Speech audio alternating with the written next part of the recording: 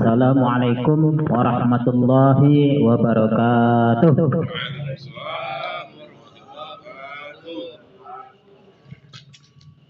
Kalau tadi saya perhatikan loyo-loyo wajahnya gara-gara harga sawit anjlok. Tapi setelah makan semangat nampaknya.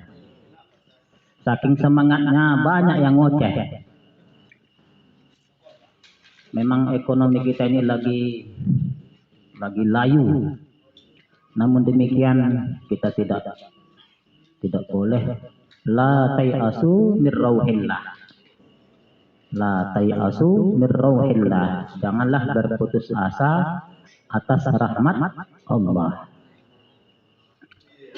Alhamdulillah wa kafa wassalatu wassalamu ala rasulillahil mustafa wa ala alihi wa sahbihi wa man wafa. Amma ba'd. Usi nafsi wa iyyakum bi taqwallah faqad fazal muttaqun fala tamutunna illa wa antum muslimun. Wa qala ta'ala mudzakiran bidzalik ya ayyuhalladzina amanu taqullaha haqqa tuqatih wa la tamutunna illa wa antum muslimun. Ya, bagi yang makan lanjut makannya, tapi ngomongnya dihentikan. Jangan sampai sambil ngomong sambil makan. Ceramahnya itu nanti bukan hanya masuk langsung keluar, mendal. Enggak sempat masuk langsung ya. Jadi saya harap yang makan lanjut, makan minum lanjut, cuma suaranya di ya. Besok adalah tanggal 9 Dzulhijjah.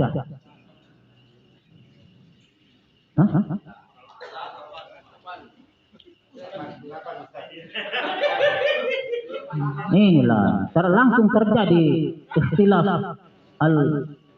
al-ubad, bukan al-ikhtilaf ulama. 9 Dzulhijjah. Tanggal 9 Dzulhijjah kita disunahkan untuk puasa Arafah. Saya ingatkan diri saya dan juga kita supaya besok berpuasa Arafah. Karena para hujjat, para haji besok mereka sedang wukuf di padang Arafah.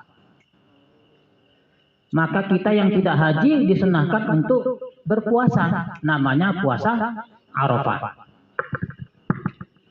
Memang ada sedikit permasalahan masalah tanggal ini. Oleh Kemenak diumumkan di kalender itu 10 Dzulhijjah jatuh pada hari Ahad, ya. Itu jangan kita ikuti ya. Inilah memang untuk merusak apa kita ini memang banyak sudah. Bahkan dari kaum muslimin sendiri yang merusaknya.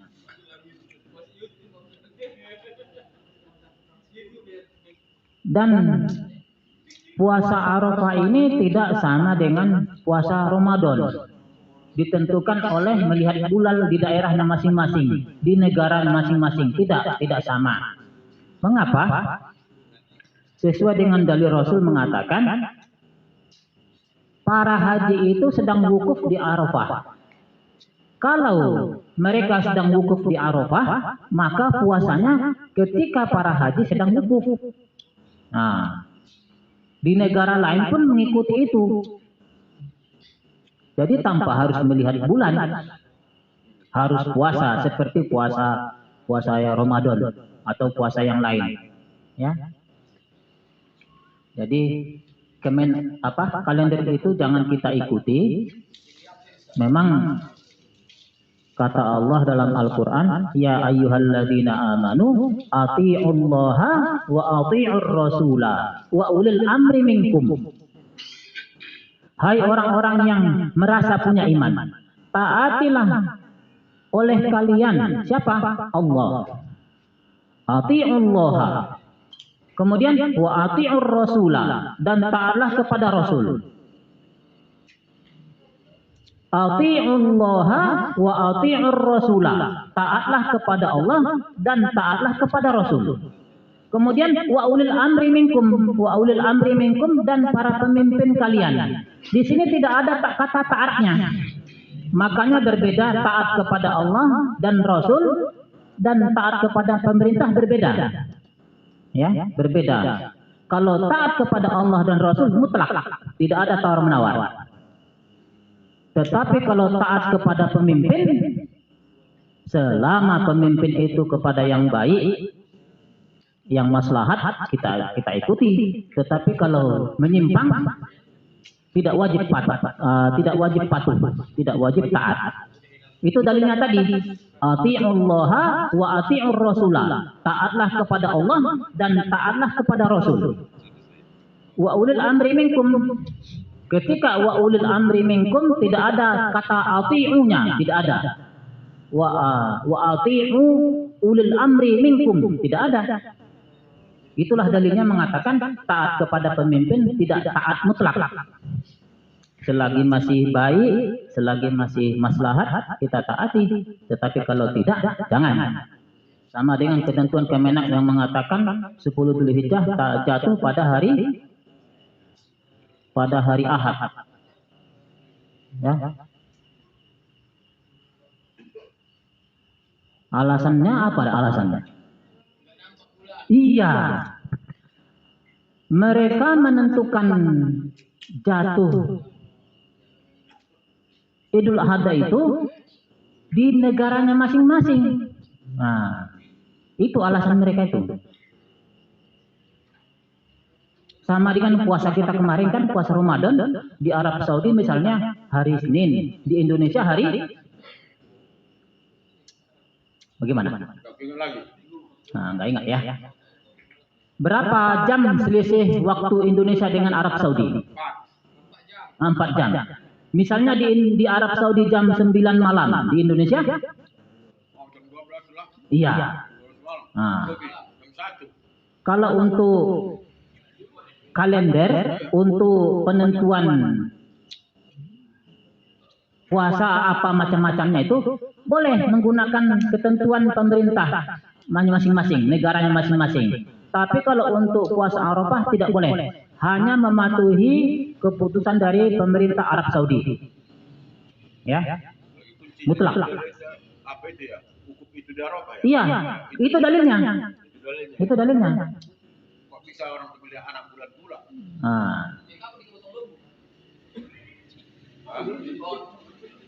Bukan itu.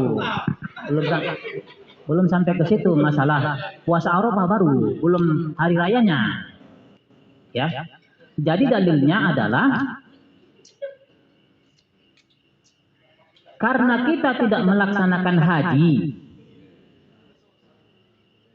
ya, maka kita disunahkan untuk puasa. Namanya puasa sunnah Arafah.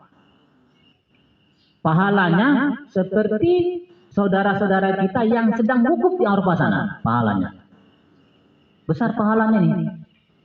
Ya, ada juga yang sudah memulai tadi. Tanggal 8. Disebut dengan puasa sunnah tarwiyah. Nah. Tapi besok baru puasa Arafah. Ya. Udah jelas ini ya.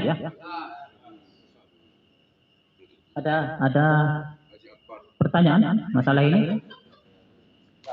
Ya. Kalau nggak ada, kita bahas masalah kurban. Pada menjelang Idul Adha tahun yang lalu, saya sudah membahas masalah kurban, ya.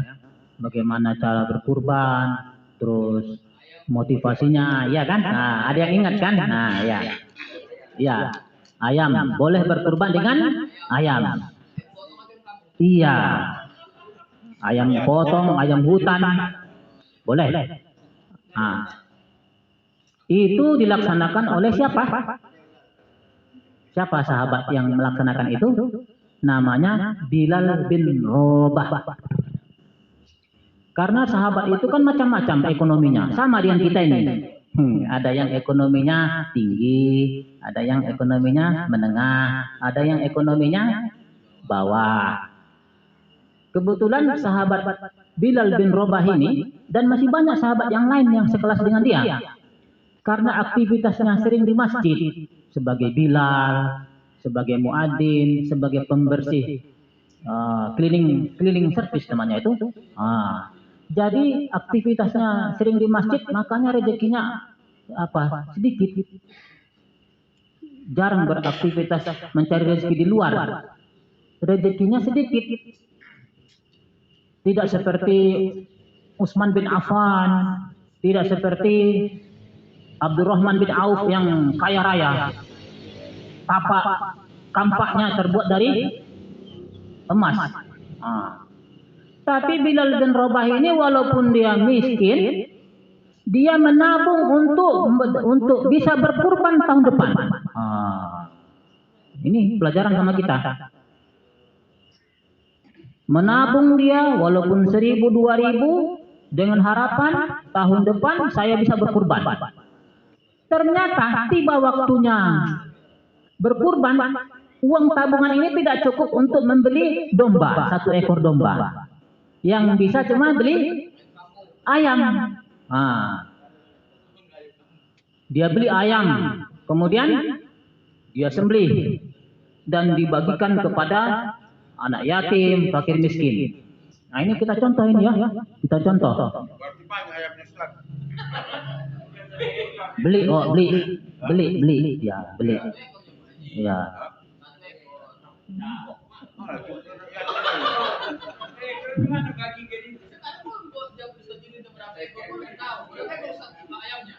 Pokoknya cukup untuk dibagikan untuk para miskin. Nah, gitulah. Cuma sayangnya kemarin nggak ada yang melaksanakan. Buktinya saya tanya, apa Ustaz Baginda nggak ada yang datang ke sana katanya kok. Itu salahnya. Ya. Maksudnya begini. Menabung berapa kita dapatnya? Tidak, kalau kita nggak usah seperti Bilal bin Rabah.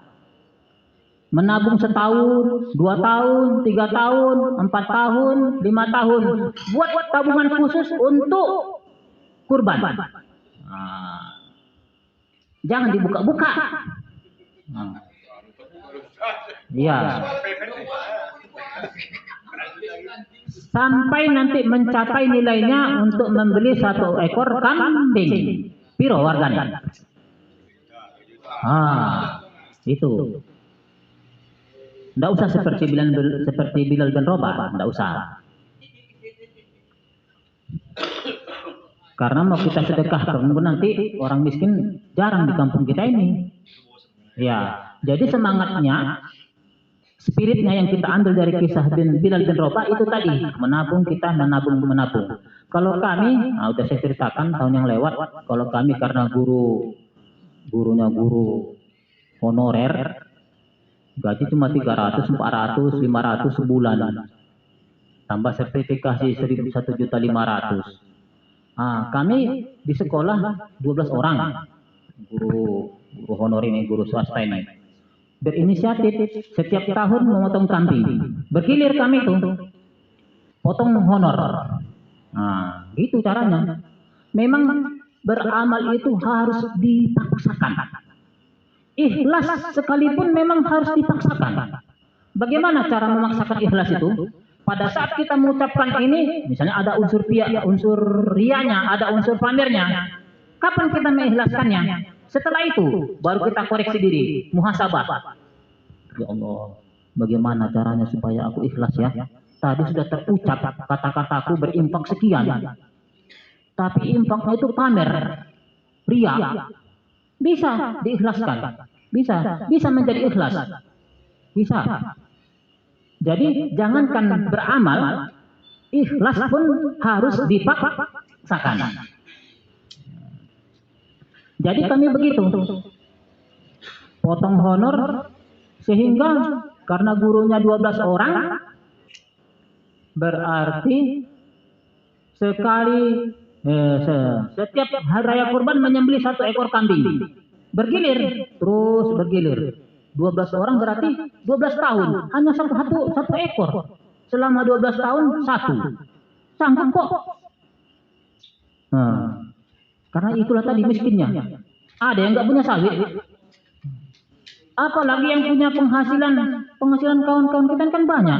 Paling sedikit 100.000 satu hari. Nah, 100.000 satu hari. Paling sedikit kan? Nah, contohnya kawan ini lah. Piro waktu along-along. Nah. Dapat 200 kok. 200.000 sisihkan setiap berangkat along-along 5.000. Tapi jangan diutik-utik. Wah. 5.000 aja. 5.000 per kerja. Nggak usah per hari. Ada liburnya kan? Nah, 5.000 per kerja. 1 hari kerja, masukkan 5.000. 5.000. 5 hari aja dalam seminggu. Piro? Nah. Nanti. Ya. Jadi. 10.000 sebulan. Ya. Begitu. Kalau dulu kan kita ada istilah 1 bulan 100.000 ada dulu itu Pak Warno yang megang itu. Tapi nggak jalan. Memang harus dipaksakan. Nggak bisa. Sama dengan kami itu juga. Kalau nggak dipaksakan nggak jadi. Nggak jadi. Jadi begitu juga kawan-kawan karena nggak ada yang mengkoordinir. Saya pribadi terus terang aja. Jadi pun mungkin karena dikoordinir oleh sekolah. Lah, kawan-kawan seperti ini, bagaimana caranya supaya jadi? Ya itu tadi. Iya. Nah, udah ya. Kemudian masalah kurban ini juga ada pendapat bahwasanya dari dulu tuh Mang. 1 orang harus 1 ekor kambing. Tidak mesti ya, tidak mesti. Apa dalilnya? Pertama, ketika Nabi Allah Ibrahim ingin mengorbankan putranya Ismail, kan disembelih itu. Dalam riwayat dikatakan, udah disembelih. Ternyata Allah ganti dengan seekor. Allah ganti sembelihan tadi dengan seekor domba, kambing. 1 dalilnya ya. Kalaulah misalnya 1 ekor untuk 1 orang, padahal Nabi Ibrahim 1, kemudian anaknya Ismail 2. Kemudian istrinya 2 orang, Siti Hajar dan siapa satu lagi? Siti Sarah. Nah. Kalaulah memang 1 ekor 1 orang, tentu Allah ganti dengan berapa ekor? Tentu Allah ganti dengan 4 ekor. Ternyata Allah hanya mengganti dengan seekor kambing. Padahal anggota rumah tangganya 4. Nabi Ibrahim sendiri, istrinya Siti Hajar dan Siti Sarah, kemudian anaknya, putranya Ismail. 1 dalilnya ya. Yang kedua, ketika Nabi kita, Nabi Muhammad SAW menyembelih 3 ekor kambing, domba. Kalau di Arab sana kan domba namanya.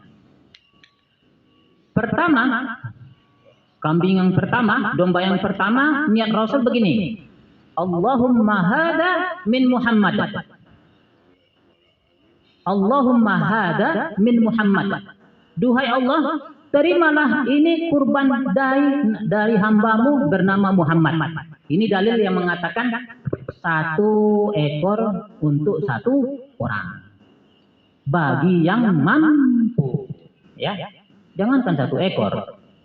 Mau 3 ekor, 5 ekor, terserah kalau mampu. Terus yang kedua, kambing yang kedua disembelih lagi. Allahumma hada min ali Muhammad. Apa artinya? Ya Allah, terimalah ini kurban dari keluarga besar Muhammad. Keluarga besar Nabi Muhammad berapa orang? Istrinya berapa orang? Anaknya berapa orang? Pada yang nggak ada yang tahu ya. Anak Nabi Muhammad berapa orang? Itulah yang dikenal dengan lagu itu. Makanya kalau buka YouTube, buka Facebook, sekali-sekali dibuka yang Islami ya. Jangan dunia saja yang dibuka. Ada lagunya itu. Nah. Belum lagi ayahnya, istrinya yang sudah meninggal. Termasuk istrinya yang sudah meninggal waktu itu adalah namanya Siti Khadijah. Sudah meninggal ini. Ikut dapatan dari satu ekor tadi. Inilah dalil yang mengatakan boleh berkurban kepada orang yang sudah meninggal. Boleh. Bagi yang mampu ya. Ayahku dulu susah, miskin. Aku kurbankanlah dia. Boleh. Niatkan, ya Allah, ini kurban ayahku yang sudah wafat. Baru disembelih kambing yang ketiga. Apa niat Rasul waktu itu? Allahumma hada min ummati Muhammad. Ya Allah, terimalah ini kurban dari umatku yang tidak mampu berkurban. Hanya satu ekor. Bayangkan, udah berapa ratus tahun yang lewat itu? Udah berapa tahun? Iya. Nah, nyambung maunya, tapi yang lain entah kemana apanya. Iya, nggak nyambung. Haji itu aja menyambung. 1400 tahun yang lewat, kita yang tidak sanggup berkurban ini sudah Nabi Muhammad kurbankan, sudah. Ya, sampai hari kiamat nanti banyak umat Nabi Muhammad yang tidak sanggup berkurban, sudah Nabi Muhammad kurbankan hanya satu ekor. Itulah dalilnya. Jadi, misalnya kita dalam sebuah rumah tangga 5 orang, tidak mesti harus bergilir, ya. Tahun ini giliran si ayah, tahun depan giliran si oma, tahun depan giliran anaknya yang pertama, tahun depannya lagi giliran anaknya yang kedua, tahun depannya lagi giliran anaknya yang ketiga. Tidak, ya, langsung saja. Ini korban dari si Polan sekeluarga. Gitu. Ya. Hah? Bisa. Iya, korban keluarga namanya, satu keluarga. Jadi niatnya bagaimana? Misalnya Pak Haji lah. Allahumma hada min Haji Kahar, Haji Abdul Kahar wa alihi. Sembelih. Ya Allah, terimalah kurban ini dari Haji Kahar sekeluarga. Selesai. Jadi nggak mesti harus disebutkan satu-satu, ya. Nah. Jadi udah berapa dalilnya? Udah dua. Tadi kisah Nabi Ismail, kemudian kisah Nabi Muhammad berkurban satu ekor untuk umatnya yang tidak mampu. Ini diikuti oleh guru-guru kita dulu. Saya masih ingat dulu waktu masih sekolah di Jawa. Kelas 1 saja, jumlah kelas kami itu 12 lokal. Kelas 1 aja. Oleh Pak Kiai disuruh sama wali kelas untuk mengutip kurban kepada anggota kelasnya. Satu kelas 40 orang. Jadi dikutip belakang. Terserah. Ada yang 1000, ada yang 5000, tergantung kemampuannya masing-masing. Sehingga satu kelas itu satu kambing. Berapa kelas tadi? Nah, Kelas 1 aja 12 kelas. Dari kelas 1 aja sudah 12 ekor kambing. Ini disebut dengan kurban jamaah. Boleh. Enggak, bukan bodoh itu kiai. Ya. Dan ini saya usulkan ke kampung sebelah, tetangga sebelah, supaya mereka itu ada yang datang ke sini kurbannya. Udah lama saya usulkan tuh, mungkin udah setahun lebih, supaya ada satu aja dari komplek gang pembangunan, iya, gang madu. Nah, alhamdulillah diterima orang itu kok. Cuma ada satu yang protes. Nah, ada satu yang protes. Iya. Apa katanya? Udah saya sampaikan dalil tadi. Dalilnya ini. Sudah saya sampaikan. 3 dalil itu. Bukan sikit-sikit. Nah, ada yang protes. Saya tahu. Nah, ini. Saya tahu. Katanya. Saya tahu satu orang. Oh, ngotot gitu. Oh, iyalah nama saya. Sedangkan jangankan yang awam, ada kawan saya berdebat sudah S1, SAG lagi. SAG apa itu? SAG. Iya, sarjana anak agak gilo. SAG. Iya, sudah S1 dia. Berdebat kami masalah itu tadi. Katanya 1 ekor harus 1 orang. Udah disampaikan dalil, enggak diterimanya. Apalagi yang itu ya. Tapi ya, begitupun saya berdoa kepada Allah.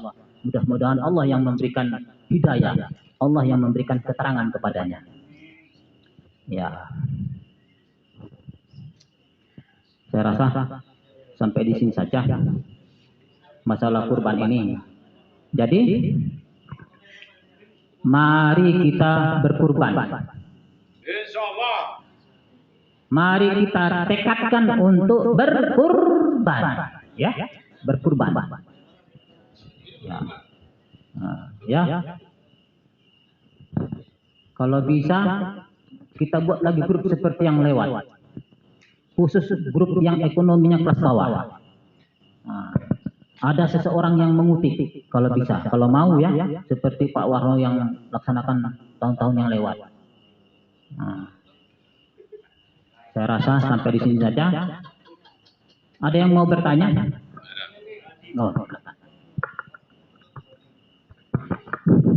Assalamualaikum warahmatullahi wabarakatuh. Jadi sebenarnya saya bukan bertanya, tapi menanggapi apa yang disampaikan oleh Bapak Ustadz Din. Yang pertama tadi masalah jatuhnya hari raya Idul Adha, yaitu seperti yang disampaikan oleh Ustadz Din tadi, di Makkah itu untuk puasa Arafah itu besok hari Jumat, dan hari rayanya hari Sabtu. Tetapi Kementerian Agama telah memutuskan untuk wilayah kita di Indonesia, sepakat Kementerian Agama bahwa jatuhnya 10 Zulhijjah itu adalah di hari Minggu. Jadi menurut amatan saya, pemerintah itu membuat fatwa itu sepertinya bukan dibuat-buat saja. Tentu dengan proses musyawarah besar ulama-ulama di seluruh Indonesia.